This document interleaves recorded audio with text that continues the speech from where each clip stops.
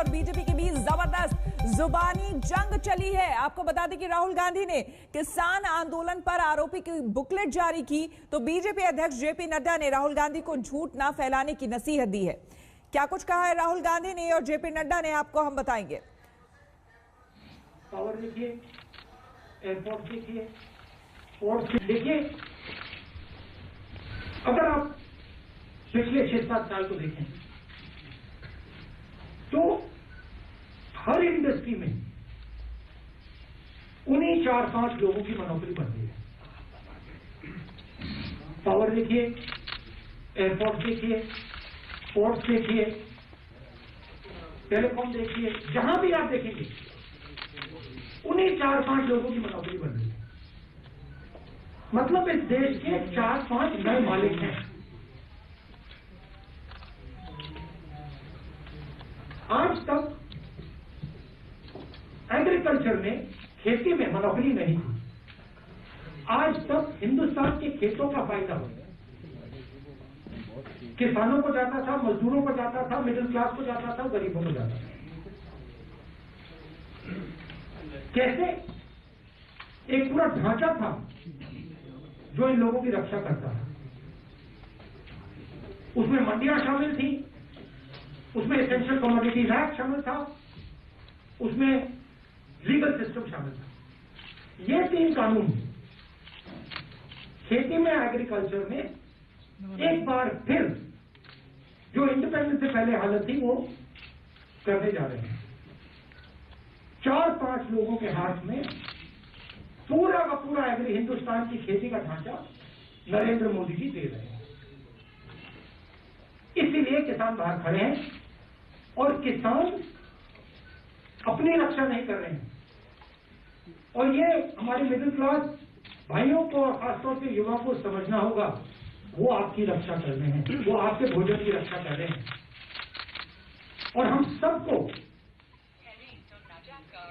पूरा का पूरा हमको समर्थन देना है। ये हिंदुस्तान की रियलिटी है। और राहुल गांधी की प्रेस कॉन्फ्रेंस इस वक्त लाइव चल रही है, हम आपको सीधे वहां लिए चलते हैं और इससे हम लड़ेंगे। Thank you sir. दोबारा फिर किसानों पर फोकस लाते हुए मौसमी फ्रॉम आज तक। राहुल, आपसे पूछना चाहते हैं, हम लोग सिंघू लगातार जा रहे हैं और वहाँ पे कई किसानों ने अपनी जान गंवाई है, उनको शहीद का दर्जा वहाँ पे दिया जा रहा है। पर अगर आप देखिए तो लगातार इस तरह का सरकार भी एफिडेविट कोर्ट में दे रही है कि खालिस्तानी एलिमेंट है और वहाँ पे ऐसे संगठन है जो देश को विभाजित करना चाहते हैं, और इस तरह का एफिडेविट सुप्रीम कोर्ट में भी सरकार दे रही है। तो क्या आपको लगता है क्या अंजाम है इसका? और कई नेता सिंघू बॉर्डर पर गए, अरविंद केजरीवाल भी गए। अगर कांग्रेस से लड़ाई लड़ रही थी कि आपने मुनासिब नहीं समझा कि वहां जाना चाहिए? वो तो मैंने आपको समझाया कि हम किसानों की जो आंदोलन है उसको रिस्पेक्ट करना था। तो दैट इज द रीजन। देखिए, आपका पहला सवाल क्या था? सॉरी, कई किसान शहीद हुए हैं वहाँ पे ठंड के वजह से, खालिस्तानी। देखिए, गवर्नमेंट का अप्रोच है, कि एटीट्यूड है कि हमें सब कुछ मालूम है और हमारे खिलाफ जो भी बोलता है वो एंटी नेशनल है, क्रिमिनल है। ये इनकी अप्रोच है। हम जो बोल रहे हैं, हमें प्रॉब्लम दिख रही, कोरोना की हमें प्रॉब्लम दिखी, हमने बोला गवर्नमेंट हमारा दुश्मन बना देगी। हमने चाइना की बात बोली, गवर्नमेंट हमारा दुश्मन बना देगी। बट हम वार्निंग सिग्नल दे रहे हैं। गवर्नमेंट को यह समझ नहीं आ रही है कि मान लो इन्होंने इन किसानों को दबा भी लिया, मामला वहां नहीं रुकने वाला। एनर्जी कहीं और से निकलेगी, युवाओं से निकलेगी, अनएम्प्लॉयड यंगस्टर से निकलेगी। तो हम वार्निंग दे रहे हैं कि देखिए, आपने हिंदुस्तान के किसानों पर आक्रमण किया है, ये आप मत कीजिए। आप इनकी शक्ति को नहीं पहचान रहे हैं। तो ये रियलिटी है कि इनकी अप्रोच ही गलत है। ये सीखना नहीं चाहते, ये सोचना नहीं चाहते, ये सिर्फ बोलना चाहते हैं। इनको सिखाया गया आरएसएस के लोग उनको सिखाते हैं कि देखो ना तुम्हें सुनना है ना तुम्हें समझना है, तुम्हें बस बोलना है, और बोलने में ये टॉप ग्रेड, बट सोचते नहीं, और देश को चलाने के लिए बोलने से ज्यादा सोचने की जरूरत है। अंजाम Thank you. I'll go one by one. Anup Vajpayee ji from Amar Ujala. Rahul ji, Yes. क्या आपको लगता है कि One more. प्रधानमंत्री को हस्तक्षेप करना चाहिए और बात करनी चाहिए किसानों से? उनकी स्टाइल ही नहीं है, अब उनकी स्टाइल ही नहीं है, तरीका ही नहीं है उनका उनकी दूसरी अप्रोच है, तो मेरे बोलने से क्या फायदा? I'll come to you. Sunil Prabhu from NDTV. I'm sorry, I'm not attempting to distract, but just going on Raman's point about the leadership issue and how you take it forward. I'm not going to get No, into it. I know that. I respect that. Because the idea is to take it somewhere else. I'm not doing that. But my point is that you have been fighting the Congress party and the opposition, be it in Parliament and elsewhere. You went to the President and everywhere.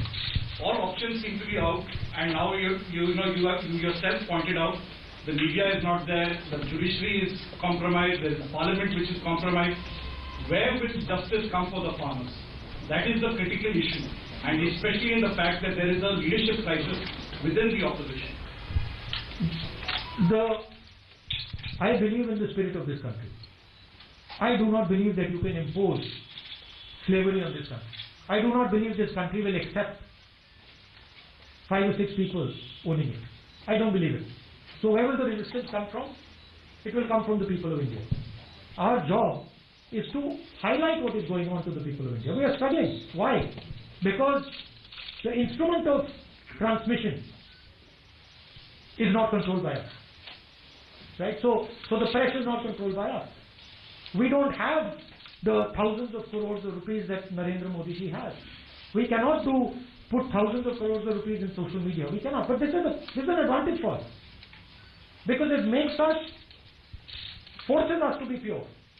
It forces us to be honest. It forces us to tell the truth. This is good. I don't have a problem with it. I think, broadly I will tell you, if you step back a little bit, what has happened is that the vision that India had for itself from 90s has collapsed. What used to work in the 1990s does not work anymore. So India requires a new vision. It requires a new imagination. And this is all the turbulence that is taking place because India does not have a vision. And Congress Party's job and its skill is in providing that vision. So you will see that we will provide India with that vision. There are many millions of people in India who do not accept this nonsense that is going on in the country. And they understand that there is a massive failure taking place. We used to be preeminent economy in the world. We are laughing stock. We are complete laughing stock. We cannot give our youngsters jobs. Our farmers are sitting outside in the cold. I don't know why Narendra Modi thinks this is something to be proud of. This is something to be ashamed of. The whole world is looking and saying, what is going on? Why are lakhs of farmers sitting outside Delhi? So he is destroying India's image, which the Congress has built. Slowly, Mahatma Gandhi first. Slowly we built it. वो उसको उड़ा रहा है, मतलब फाड़ फूड़ के फेंक रहे हैं. So that is the reality. We need to conclude. I'll go to Vijay Lakshmi first.